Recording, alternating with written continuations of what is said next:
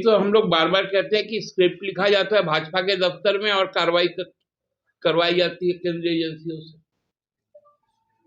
कि सरकार को अपदस्थ करने की जो कोशिश है राजनीतिक ना होकर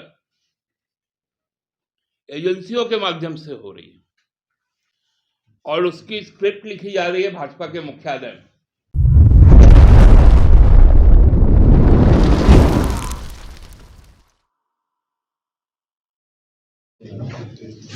जिनका हमारे राज्य के साथ साथ कई अन्य राज्यों में भी कई प्रकार के कारोबार, उस पर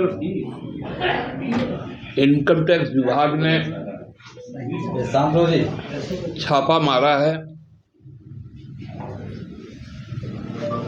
और जो चीजें सामने आ रही उसका कहीं कोई भी अभी तक आधिकारिक पुष्टि नहीं हो पा रहा। कोई अपने सूत्र से 50 करोड़ कह रहा है, कोई 100 करोड़, कोई 200 करोड़, कोई 300 करोड़। बातें सामने आ रही है जो अखबारों में आ रही है, चाहे न्यूज चैनल्स में, कि आपके नोट गिनने की जो मशीन है वो जल जा रही है, गर्म हो जा रही है, बदली जा रही है। तरह तरह की बातें सामने आ रही। और जब एक आधिकारिक तौर पर इतनी बड़ी एजेंसी जब तक कोई बयान ना दे, कोई पुष्टि ना करे, उसको लेकर एक नैरेटिव सेट किया जा रहा है कि इसमें इनका पैसा है, इसमें उनका पैसा है, और भी कई तरह की अनर्गल बातें आ रही। हमारे माननीय प्रधानमंत्री ने तो जो संवैधानिक दायित्व का निर्वहन कर रहे हैं और संसद का सत्र भी चल रहा है, लेकिन वो अखबार में छपी खबर को ट्वीट कर देते हैं और उसके बाद भाजपा के राष्ट्रीय प्रवक्ता, हमारे प्रदेश के अध्यक्ष शुरू हो जाते हैं डमरू बजाने।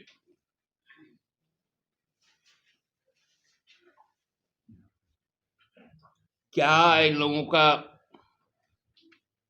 समझ है हमको तो नहीं मालूम। आयकर ने एक समूह को जांच के दायरे में लाया है, लेकिन उसको एक राजनीतिक रंग भी दिया जा रहा है। आप लोगों को याद होगा कि मध्य प्रदेश के एक रैली में माननीय प्रधानमंत्री जी ने कहा था कि जो 70,000 करोड़ का जो आसामी है,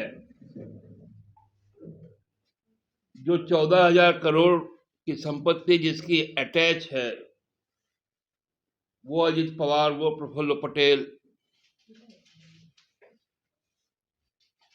भाजपा कहती थी कि इनको चेक की फिशिंग करवाएंगे, वो डिप्टी सीएम बन जाते हैं और प्रधानमंत्री जी उस पर ट्वीट नहीं करते।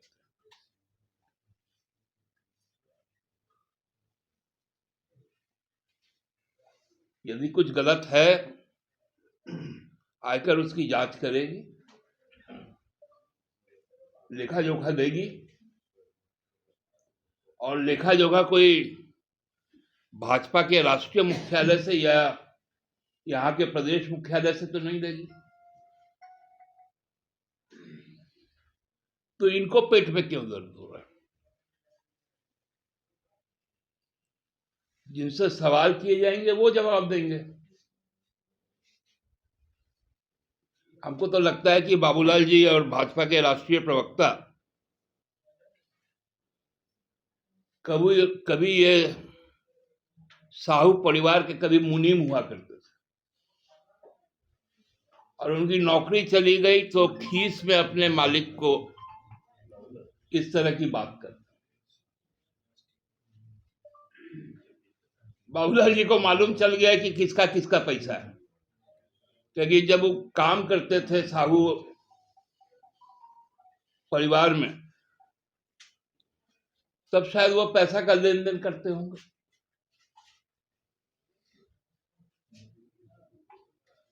क्या बेतुका कल उनका एक बयान आया,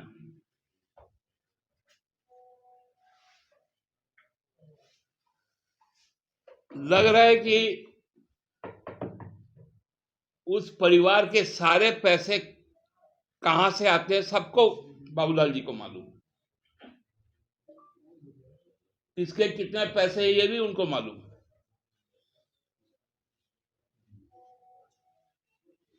बोलते हैं कि मुख्यमंत्री को इस्तीफा देना चाहिए।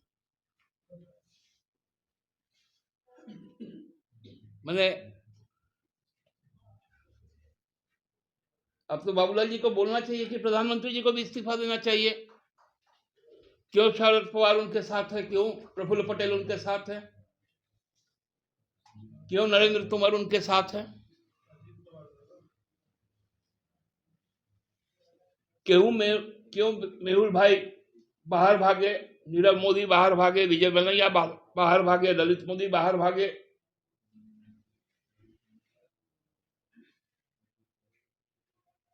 ये कौन सा नैरेटिव है?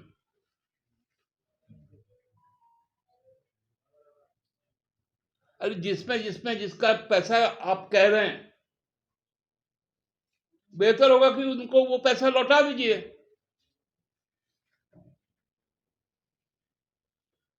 वो लोग अपना हिसाब देते रहेंगे।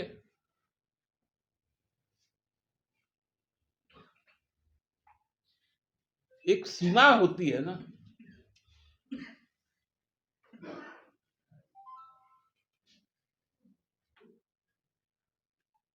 बहुत सारे ऐसे इनकम टैक्स के रेड हुए,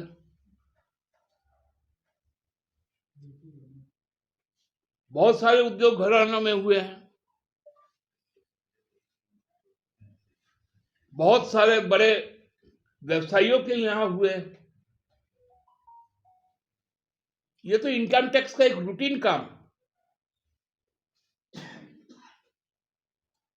अभी ये साहू परिवार में भी हो रहा है, तो रुंगटा परिवार में भी हो रहा है।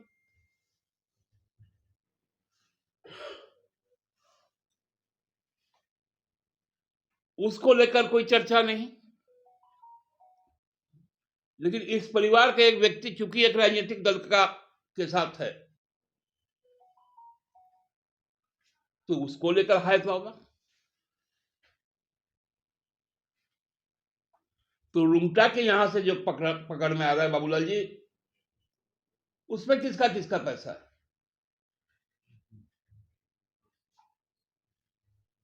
और ये जो हिसाब आप दे रहे हैं, कई राजनीतिक दलों का दे रहे हैं, किसी व्यक्ति का दे रहे हैं, इसका आधार क्या है? और यदि आधार नहीं है आपके पास, तो आपको शर्म आनी चाहिए।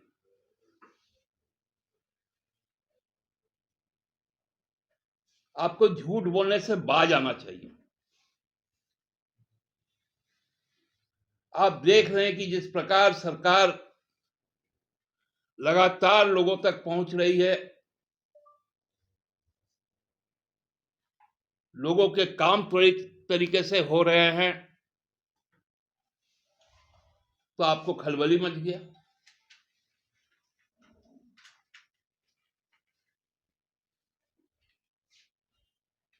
इस तरह की बातें कोई राष्ट्रीय पार्टी का जिम्मेवार पदाधिकारी करे तो ये बहुत ही अशोभनीय है।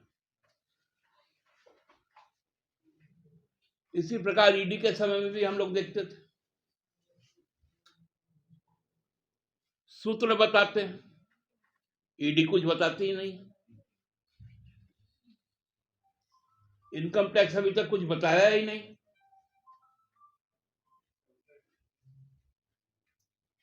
उनका सोर्स ऑफ इनकम क्या है, कौन कौन सा व्यवसाय है,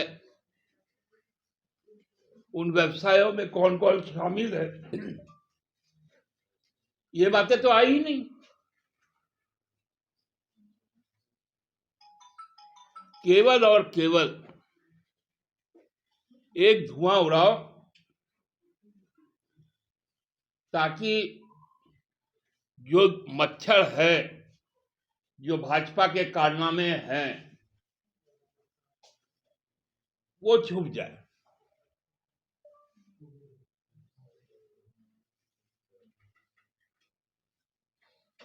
हमारे माननीय मुख्यमंत्री जी ने बहुत स्पष्ट तौर पे कहा है